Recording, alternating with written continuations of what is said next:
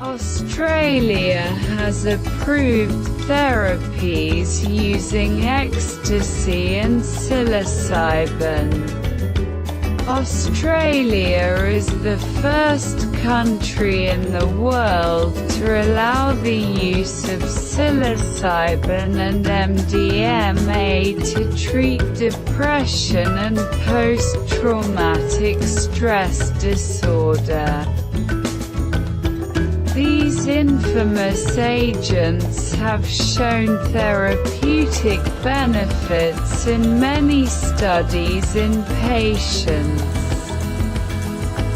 Studies conducted over the last few decades have shown that substances are legal in many countries. Often used recreationally, are effective in the treatment of certain mental disorders when combined with psychotherapy. It's about, among others, MDMA, the drug commonly known as ecstasy, and psilocybin, the psychoactive compound found in some mushrooms. MDMA has shown significant benefits in the treatment of post-traumatic stress disorder.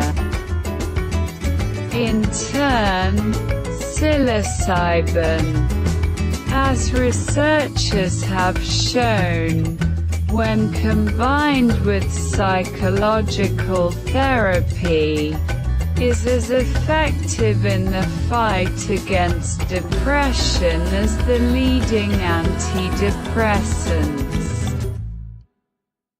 Yale scientists also showed that a single dose of psilocybin given to mice caused an immediate increase in connections between neurons, which may explain the antidepressant effects of this compound.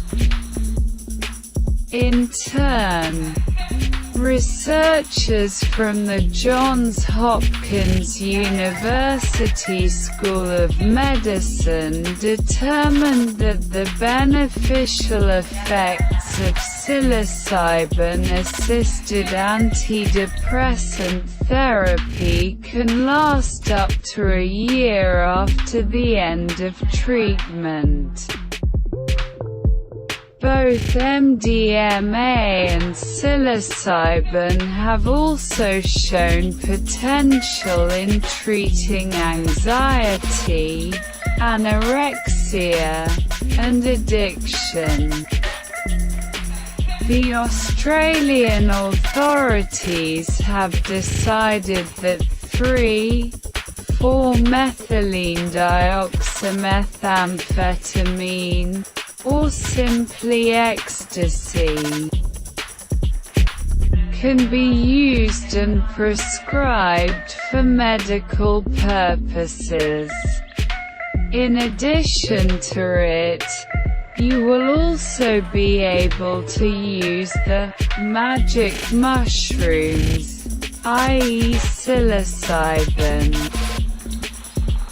Authorized psychiatrists will be able to prescribe them to patients with certain types of depression and those undergoing treatment for post-traumatic stress disorder.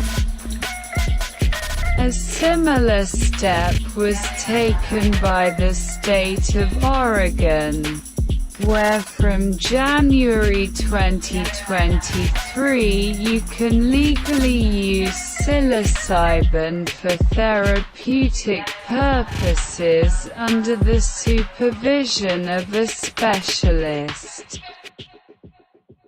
It is worth remembering that in Poland both substances are considered drugs and there is a penalty for their possession. In Australia, the classification of these agents has been changed, recognizing them as relatively safe, provided that they are used under medical supervision. As further explained by one researcher, ecstasy can help patients open up to a therapist, while psilocybin can make a person feel differently about themselves, which in turn can result in a new zest for life. People taking these drugs will be under the direct control of therapists. For ecstasy, one treatment session is expected to last approximately 8 hours. There should be 3 such sessions within 5 to 8 weeks. The cost of one such therapy will be about $1,000 Australian dollars, or about 2,700 zlotys. Opinions on the assessment of the decision of the Australian authorities are significantly divided. On the one hand, there are voices that thanks to this, a chance for a normal life may be given to people for whom previous treatment methods turned out to be ineffective. On the other hand, there are opinions that Australia has gone too far ahead of the ranks here and that this step was taken at least 5 years too early. It is emphasized that regardless of the disease, the drug cannot be released to the market immediately after its production. We will also not find drugs that have not passed phase 3 or 4 clinical trials.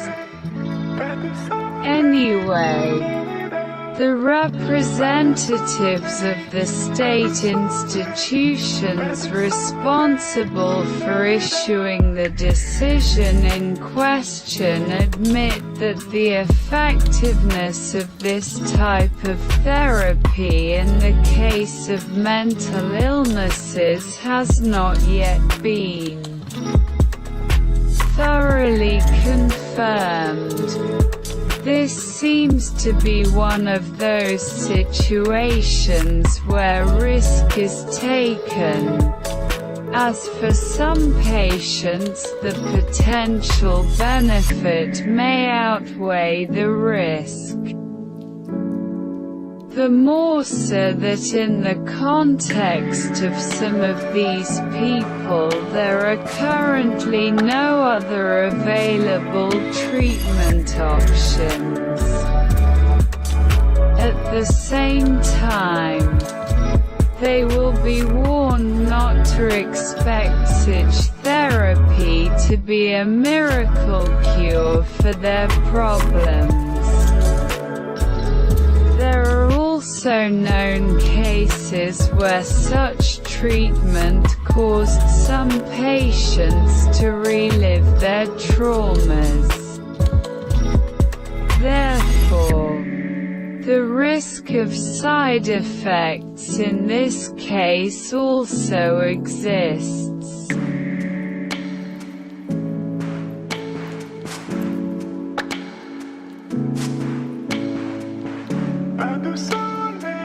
Is music as effective in improving mental health as exercise?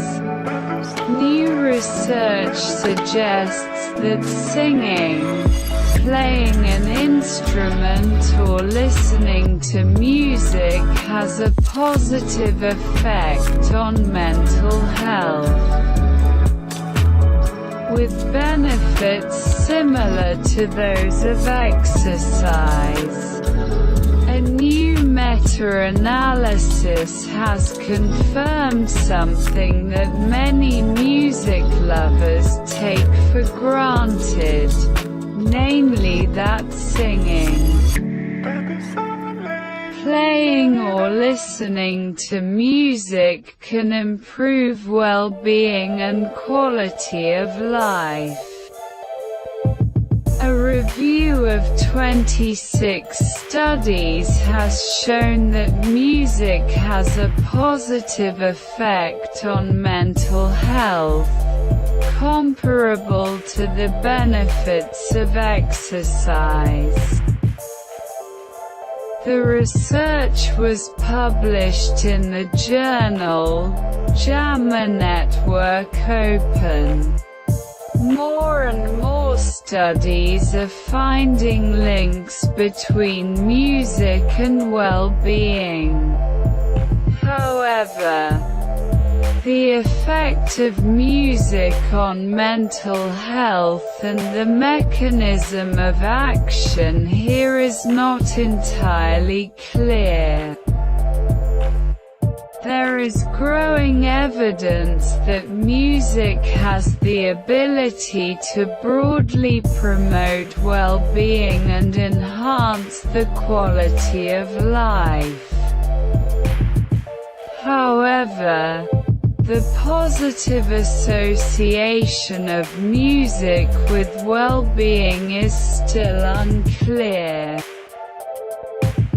particularly with regard to attempts to incorporate music interventions into health and care policies. The researchers write in the published paper. This publication was based on a meta-analysis of 26 previous studies conducted in various countries, including Australia, the United Kingdom and the United States, in which a total of 779 people participated. All studies analyzed used physical and mental health questionnaires. 7 studies looked at music therapy. 10 looked at the impact of listening to music. 8 looked at singing. And 1 looked at the impact of gospel music.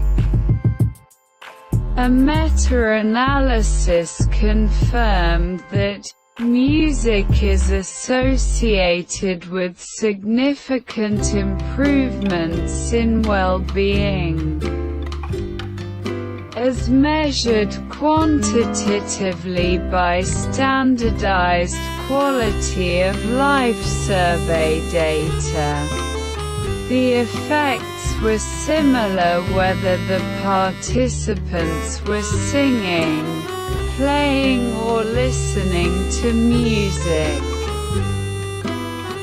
The results of the analyses were also compared with other studies assessing the benefits of non-pharmaceutical interventions, e.g. exercise, weight loss, on well-being, and with studies where music therapy was not used to treat health problems. According to the authors of the review, mental health improvements from singing, playing an instrument or listening to music are similar to those from exercise or weight loss programs, but at the lowest levels. This meta-analysis of 26 studies of music interventions provided clear and quantitative evidence of moderate quality that music interventions are associated with clinically significant mental changes. The researchers write. In addition, a subset of 8 studies showed that adding music interventions to usual treatment was associated with clinically significant changes in mental health-related quality of life across conditions. They add. At the same time, the researchers point out that there were significant differences in the effectiveness of the different music interventions between people.